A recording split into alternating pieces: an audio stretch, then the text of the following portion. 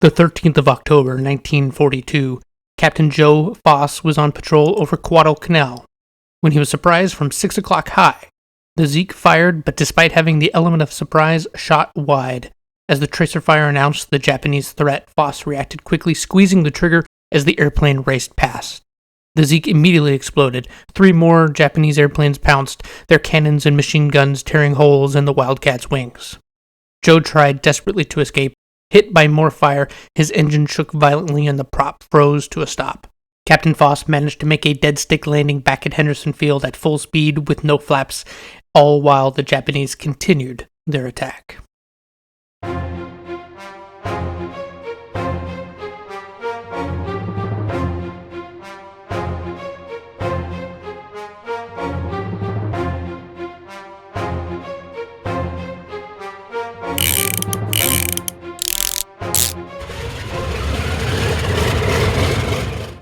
Hello and welcome back.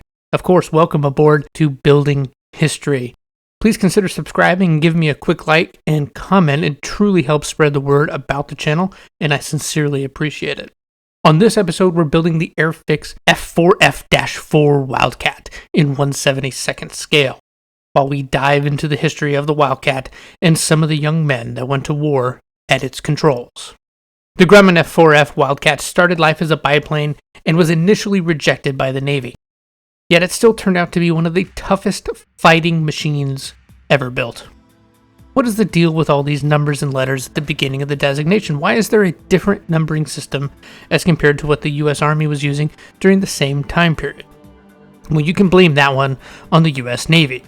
From 1922 to 1962, the Navy had a, we'll call it, interesting designation system that went mission, design, manufacturer, subtype, and then minor modification. In this case, the F stands for fighter. The 4 indicates it was the 4th design for that mission by that particular manufacturer, and the second F is for Grumman, the manufacturer at the time. After the dash, the 4 indicates it was the 4th subtype of the Wildcat that had been manufactured. This system was discontinued in 1962 when the Department of Defense unified the designation system along the lines of the Air Force system, which, if we're being honest, is much simpler if it was less precise. The Wildcat was originally designed as a biplane, the XF4F. Data coming in from the Brewster Buffalo, the Navy's first monoplane fighter, showed that biplanes could no longer match the performance of the new monoplane fighters. Thus, the design never went further than this initial phase. Grumman immediately began work on a new prototype, the XF4F-2, a cantilever mid-wing all-metal monoplane. Its first flight was September 2nd, 1937. In April of 1938, it was flown for evaluation against the Brewster Buffalo and the Seversky P-35. The airplane was found to be deficient when compared to the Buffalo, and the Navy placed no orders. Grumman then began work on yet another prototype, the XF4F-3, designated by Grumman as the G-36. The only portions of the XF4F-2 that remained was the fuselage, now lengthened to 28 feet, and the landing gear. The wings were lengthened to 38 feet, and the tips squared, which would then become typical of Grumman aircraft.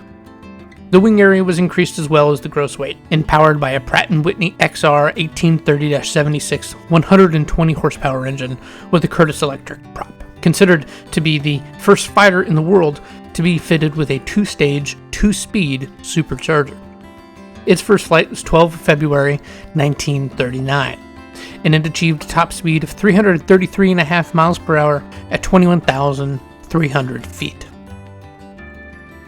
Brewster Buffalo deliveries were slow, however, so the Navy ordered 54 of the new Grumman airplanes as a backup plan, with first deliveries taking place in February of 1940. The first production Wildcats, the F4F-3, were armed with 4 50 caliber machine guns. The complex and fragile-looking landing gear was actually extremely robust, but required approximately 30 turns with a hand crank in the cockpit, in which a slip of the hand could result in a serious wrist injury. However, the lack of hydraulic systems allowed for major weight savings.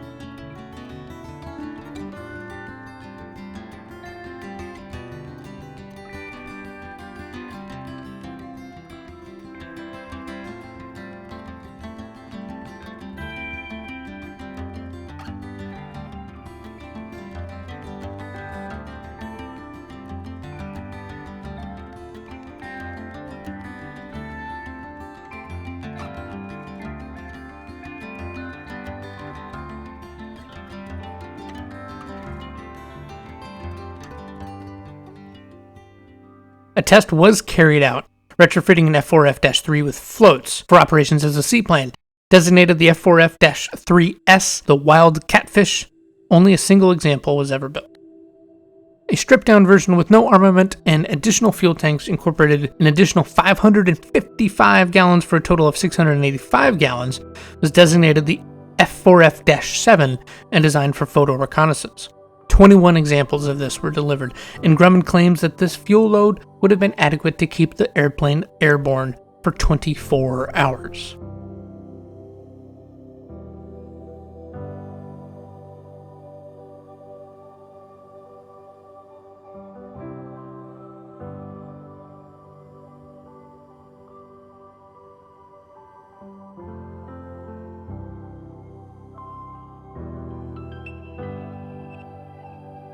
Wildcats that were ordered by France were being tested when France was overrun, in a story similar to the P-40s from our last episode.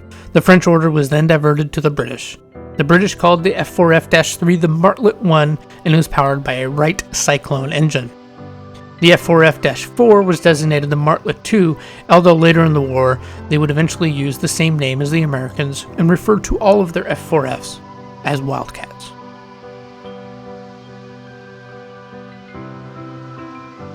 Like most shipborne aircraft of the day, early Wildcats were equipped with flotation bags in the wings to theoretically keep the airplane afloat after a water landing long enough for rescue. After 2 incidents where bags were deployed in flight, once in a dive and one in cruise, leading to the loss of both aircraft, the flotation bags were then removed.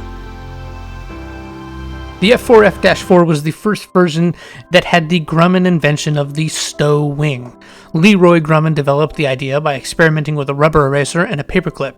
It utilized a compound angle folding wing and was designed to allow aircraft carriers to increase their fighter complements from typical of 18 aircraft to 27. It was very successful and used on later Grumman aircraft. The F4F-4 had its first flight on the 14th of April 1941. Featured the stow wing, increased fuel capacity of 117 gallons with 27-gallon reserve, and 50 or 58-gallon drop tanks. Powered by a Pratt & Whitney radial R1830-86 twin Wasp engine with 6 50-caliber machine guns with 240 rounds each.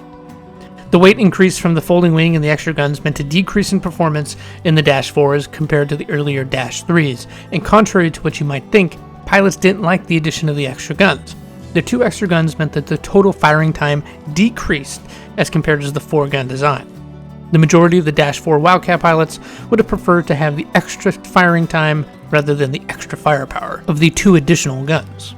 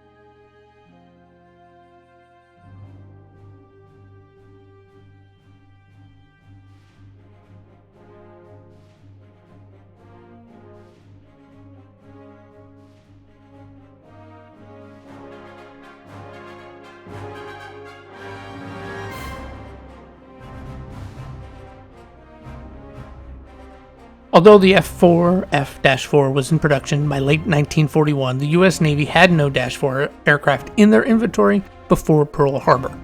USS Enterprise had received word of the attack on Pearl Harbor and launched Wildcats in search for the Japanese fleet. They were, however, unsuccessful in their search. 6 aircraft from VF-6 running low on fuel were directed to return to land at Ford Island in Pearl Harbor. Unfortunately, anti-aircraft gunners, thinking the Japanese were returning, fired on these Wildcats and immediately shot down a few planes. Tragically, 3 pilots were killed and 4 aircraft destroyed by friendly fire.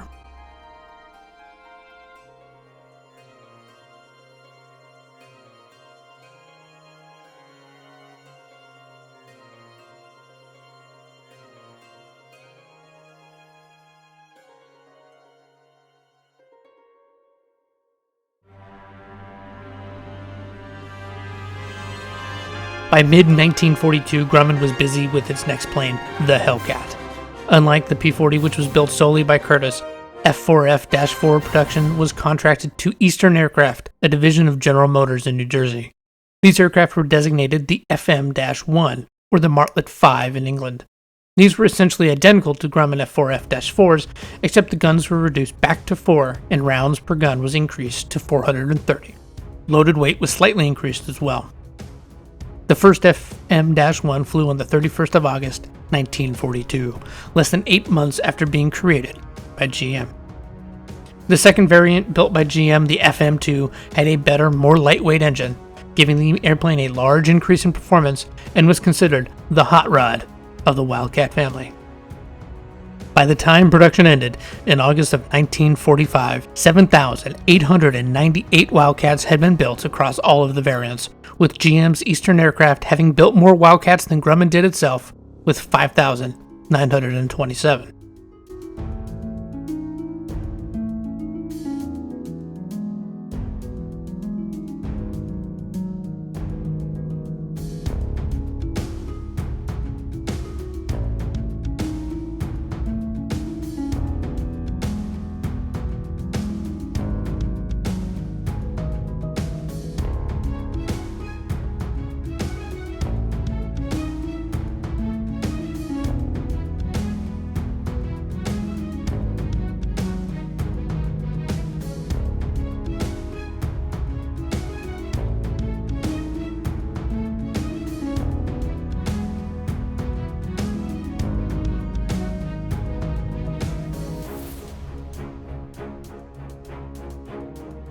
The first Wildcats to engage the enemy were from the number 184 Squadron of the Fleet Air Arm.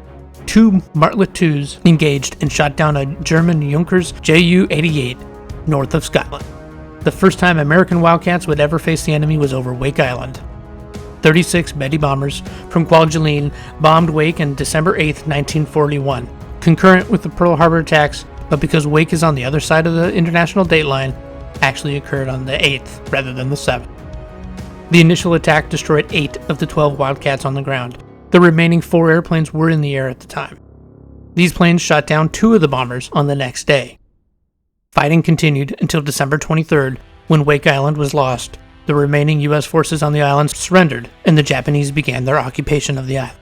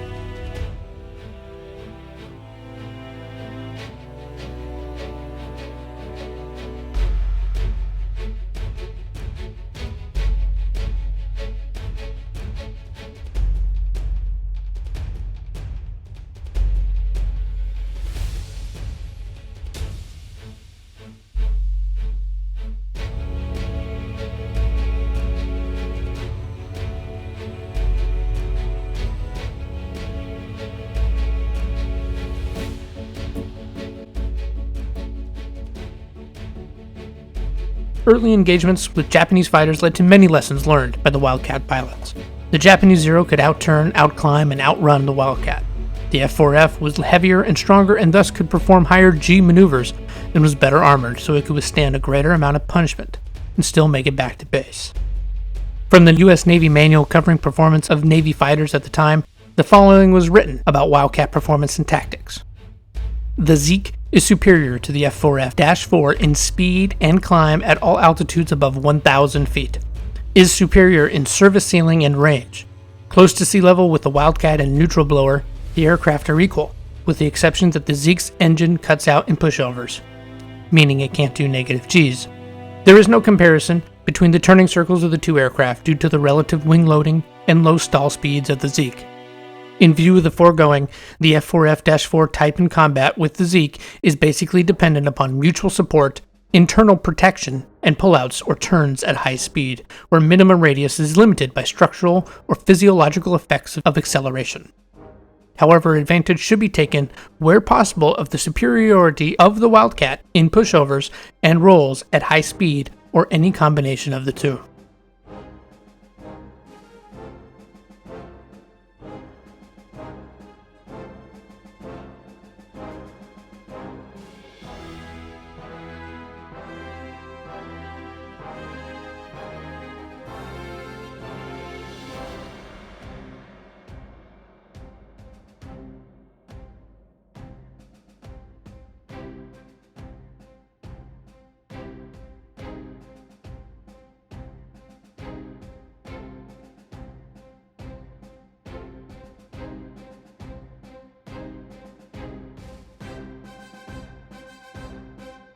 On the 7th of August 1942, the U.S. launched its first land offensive on the island of Guadalcanal. The first F4F-4s landed on what would eventually become Henderson Field on the 20th of August after being launched off of the USS Long Island. This would be the beginnings of the Cactus Air Force, named after the Allied code name for the island. Crews working Henderson had to do so with limited equipment and constant attacks from Japanese air, naval, and ground forces. Some veterans of the campaign said you could be in mud up to your waist and still be blinded by blowing dust at the same time. Diseases were also terribly rampant on the island, the most pleasant of the possible ailments being malaria.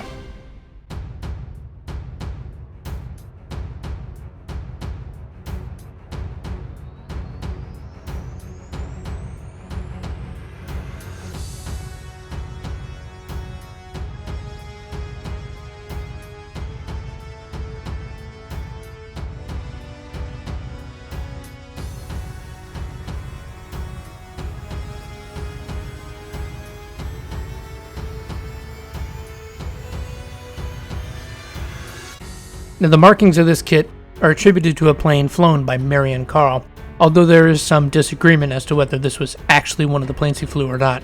It could be a staged photo for propaganda purposes.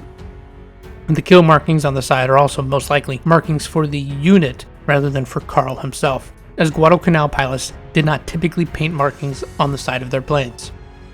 Marion Eugene Carl became the first Marine Corps ace. He is one of the few survivors of the Wildcat pilots based on Midway.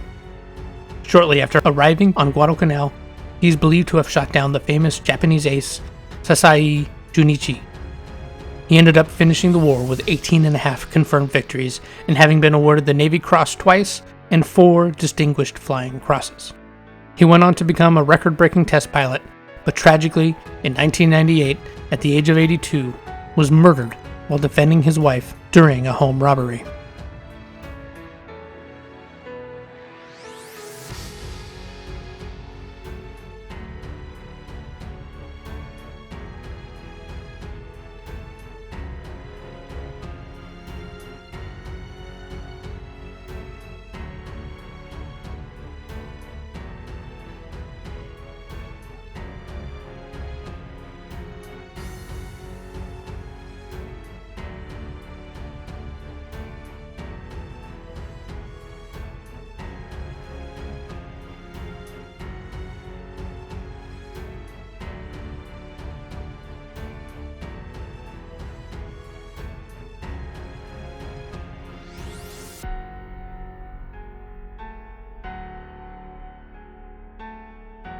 Of all the Medals of Honor awarded to fighter pilots in the Pacific, half of them went to Wildcat pilots, 8 in total, including Butch O'Hare, Joe Foss, and Harold W. Bauer. 15th October 1942, Japanese Admiral Yamamoto decided to land a large number of troops on Guadalcanal in order to decimate the American forces there. To support this operation would be 2 battleships and constant air attacks from 5 aircraft carriers. This was the largest concentration of the Japanese fleet since Midway. In opposition to this force was the small group of Marine pilots based at Henderson Field and 2 aircraft carriers.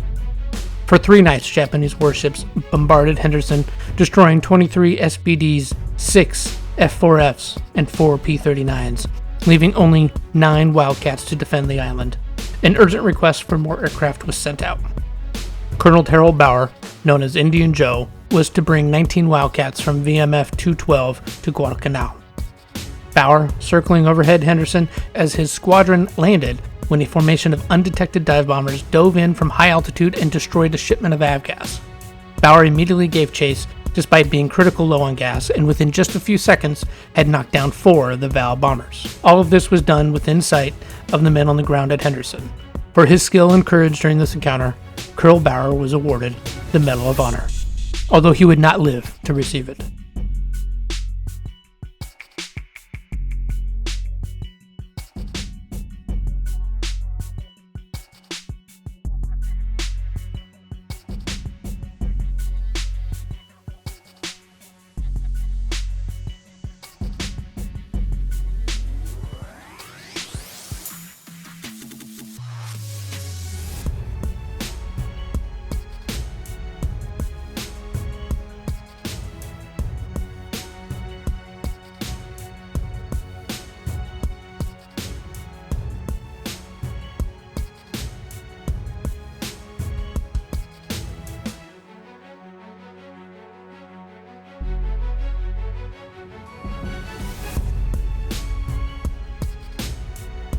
Captain Joe Foss was the first American pilot of World War II to match Eddie Rickenbacker's score of 26 victories from World War I.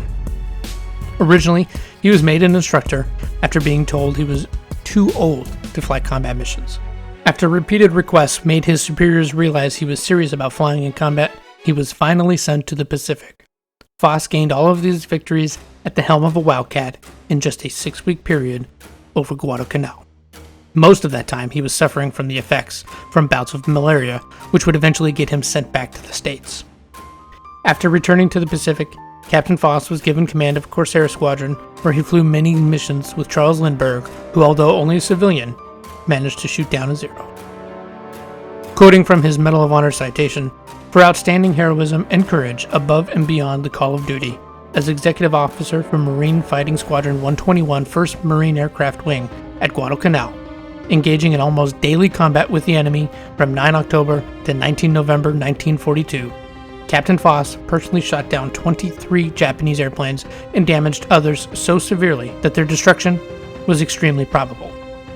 In addition, during this period, he successfully led a large number of escort missions, skillfully covering recon, bombing, and photographic planes, as well as surface craft. On January 15, 1943, he added 3 more airplanes to his already brilliant success for a record of aerial combat achievement unsurpassed in this war. Boldly searching out the approaching enemy force on 25 January, Captain Foss led his 8 F4F Marine planes and 4 Army P-38s into action, and undaunted by tremendously superior numbers, intercepted and struck with such force that 4 Japanese fighters were shot down and the bombers were turned back without releasing a single bomb. His remarkable flying skill, inspiring leadership, and indomitable fighting spirit were distinctive factors in the defense of strategic American positions on Guadalcanal.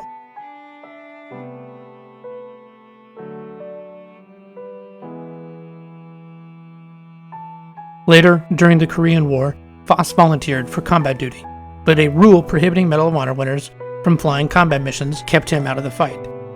He even offered to give the medal back, but was refused. He went on eventually to be elected governor of South Dakota and the first commissioner of the American Football League. Today, the airport in Sioux Falls, South Dakota bears his name. After 6 brutal months of fighting, Guadalcanal was officially declared secure in February of 1943, although scattered firefights continued to be commonplace for many months.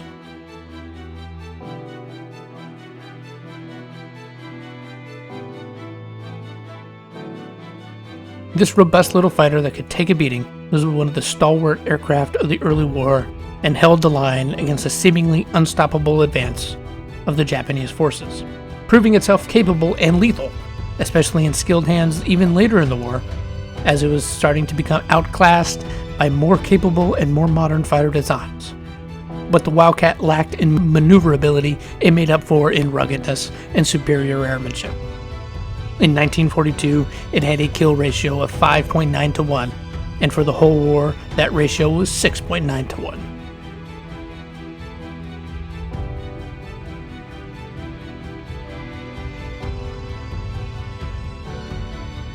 British test pilot Eric M. Winkle Brown had this to say about the Wildcat.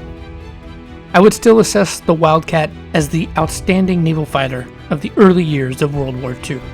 I can vouch as a matter of personal experience. This Grumman fighter was one of the finest airplanes ever created.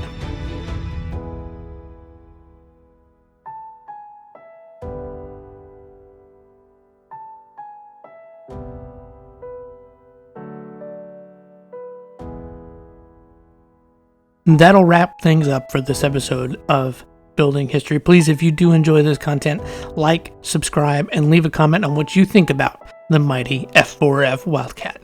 What do you think the best naval fighter was of World War II? Leave a comment below. Also, let me know what you think about the new format. Thanks for coming along on this journey with me. Thank you so much for watching, and please join me next time for another episode of Building History.